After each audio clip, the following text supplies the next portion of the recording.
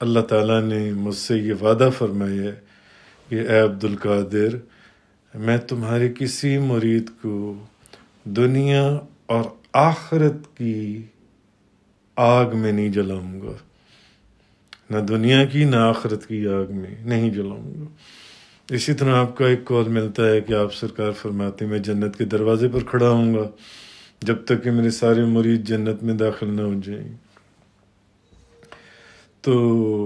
آپ سرکار سے پوچھا گیا کہ صرف وہی آپ کے مرید ہیں جو آپ کے ہاتھ پر بیعت کرتی ہیں، یا وہ لوگ بھی جنہوں نے آپ سے بیعت نہیں کی مگر ان کے دلوں میں آپ کی محبت ہے اور آپ سے عقیدت رکھتی ہیں، تو کیا وہ بھی آپ کے مریدین کے زمرے میں آئیں گی؟ تو آپ نے فرمایا بالکل، صرف وہ نہیں کہ جس نے میرے ہاتھ میں ہاتھ دیا، بلکہ جس شخص کے دل میں میری محبت ہوگی وہ بھی میرے مریدین کے ہی زمرے میں آئے گا۔ تو کہنے کا مقصد یہ ہے کہ آپ سرکار کا یہ قول، اور پھر اسی کانٹیکسٹ کے اندر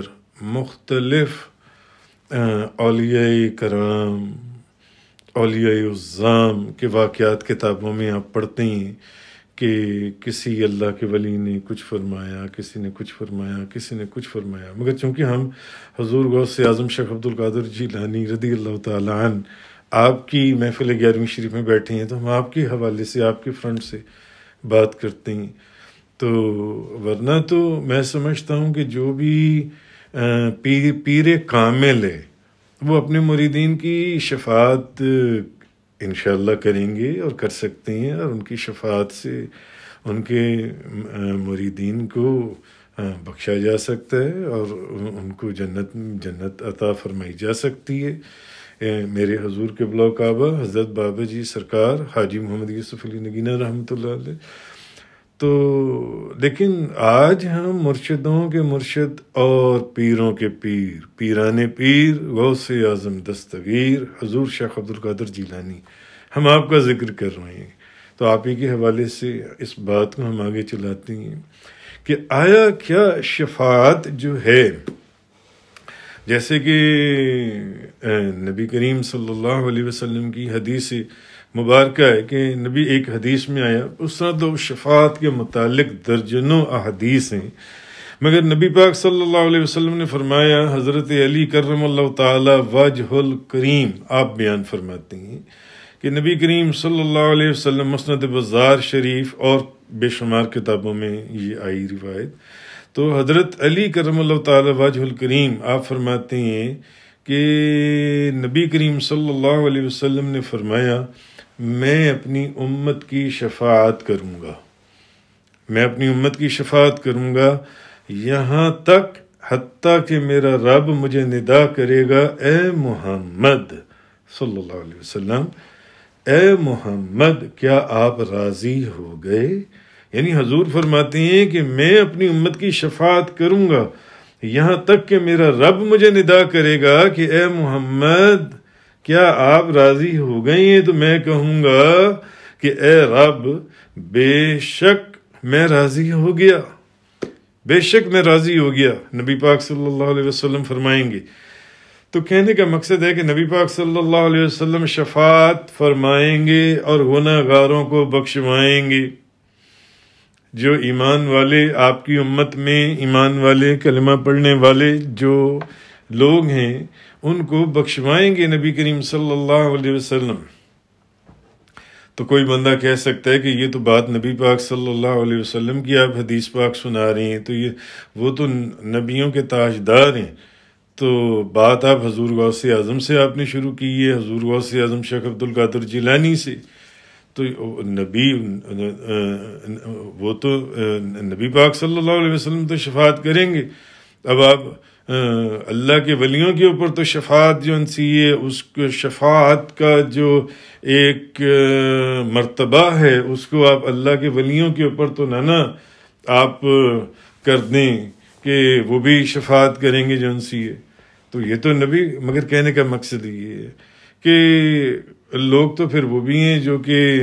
اللہ کے ولیوں کی تو بات دور کی بات، وہ نبی پاک صلی اللہ علیہ وسلم کی شفاعت کو ہی نہیں مانتے، وہ کہتے ہیں نہیں جس نے جو اعمال کیے ہوں گے ان اعمال کے مطابق ہی ان کو ان کی جزا دی جائے گی. کوئی کسی کی اللہ کی بارگاہ میں کسی کی کوئی سنوائی نہیں ہے. اللہ کی بارگاہ میں کوئی کسی کی بات اللہ کی بارگاہ میں نہیں سنی جائے گی. بس وہاں صرف اور صرف عملوں کے جو ان سے ہیں وہ سارے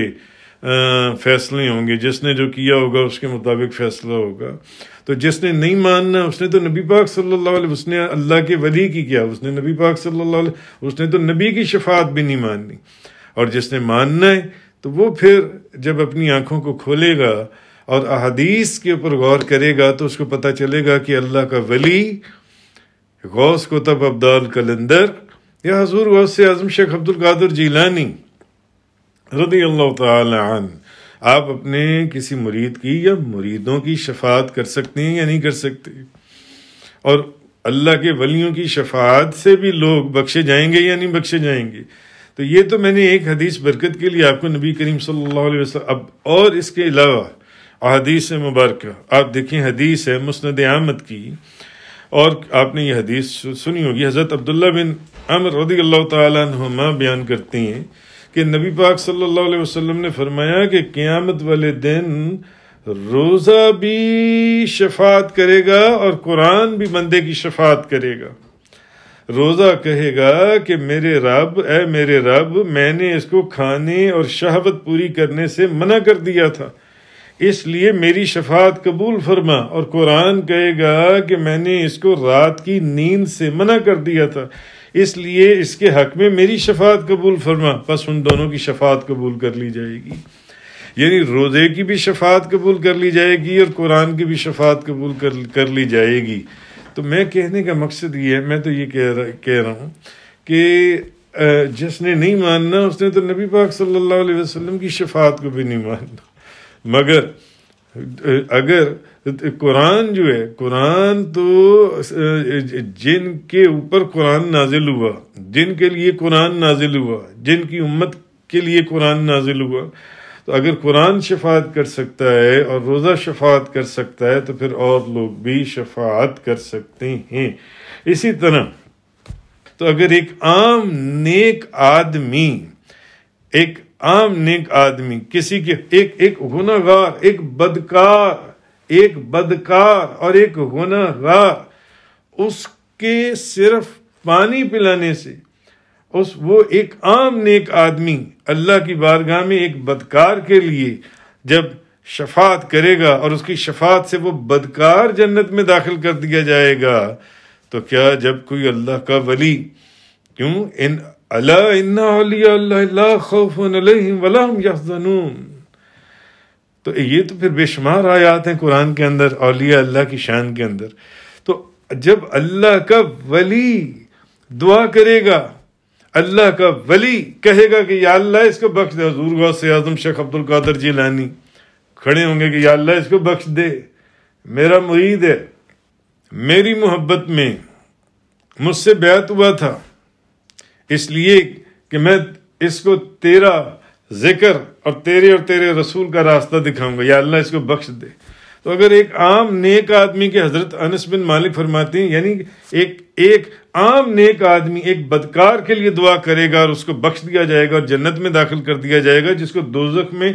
ڈالنے کے لیے فرشتے لے جا چکے ہوں گے. تو کیا ایک اللہ کا ولی جب اپنے مرید کے لیے کہے گا کہ یا اللہ اس کو بخش دے تو کیا اس کو نہیں بخشا جائے گا؟ اللہ کا ولی اللہ تو اللہ کا دوست ہے، ولی اللہ تو اللہ کا دوست ہے. دوست تو دوست کی بات کو ٹالتا ہی نہیں ہے، دوست تو دوست کی بات کو ٹالتا ہی نہیں. جب اس کو بخش دیا جائے گا